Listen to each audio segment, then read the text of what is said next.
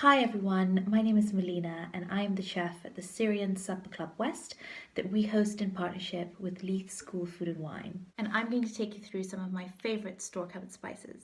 Cinnamon is one of my favourite store cupboard essentials. This spice pairs so beautifully with meat, and I use it a lot in minced beef and lamb koftas. An unusual trick with cinnamon is to use a little pinch to canned tomatoes to lift some of the acidity. I love to poach fruit like apricots and apples in cinnamon syrup, cinnamon butter to spread on toast. Next is cardamom, which in my opinion is such a beautiful spice. Cardamom is a member of the ginger family. It cuts through fatty foods like creams, desserts, chocolates and nuts really well. I like to use cardamom by infusing a few pods with some milk and cream to make panna cotta, custards, creme caramel desserts, and sometimes a nice mug of hot chai. You can try adding ground cardamom to cakes that contain almond flours, so an orange and almond cake or an apricot and almond cake. Those would work really well. You can also try adding some ground cardamom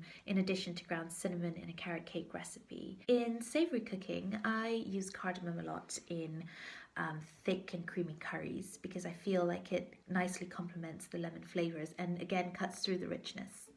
Another way that I like to use cardamom is to cook rice with some butter, saffron and cardamom, and you use the absorption method. You can use basmati rice or whatever rice you have. Caraway seeds come from the same family as parsley and other well-known spices such as cumin and fennel seeds. If you don't have it, you can use coriander seeds or fennel seeds as decent substitutes. I think that caraway seeds can work really nicely with sweeter vegetables like sweet potatoes or carrots. And at our latest supper club, I made a carrot and caraway seed mutabal, which worked really nicely as I loved the sweet, warming flavors of the caraway seed. This is my za'atar blend. In here is dried wild za'atar, oregano, thyme, marjoram, sumac for tang and acid, and toasted sesame seeds, which gives it a rich nuttiness. I love za'atar for its potential to enliven so many different ingredients and dishes. I often use it as a dipping oil for bread, or I'll spread it over flatbreads and toast it in the oven, and that makes manaish. Nice for breakfast with eggs and a cup of chai. I also like mixing labneh or Greek yogurt with a sprinkling of za'atar and some really good olive oil. I like to use za'atar as a replacement for lemon and herbe de Provence if I'm making roast chicken. You can stir it through some smashed chickpeas, and you can also use it on grilled vegetables or fish.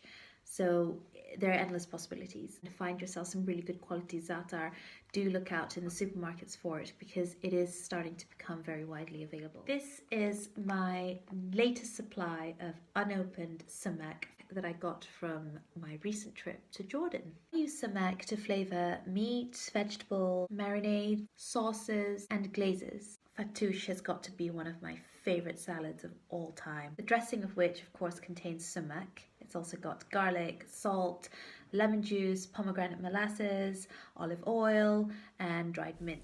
Well, that was a roundup of some of my favourite spices. Thank you for watching and I hope it's given you some ideas. Do let us know if you would like to see more videos like this in the future. We hope you're all keeping well and safe during these difficult times, and we can't wait to welcome you back to our supper clubs once we have resumed. Do take care of yourselves. Bye for now.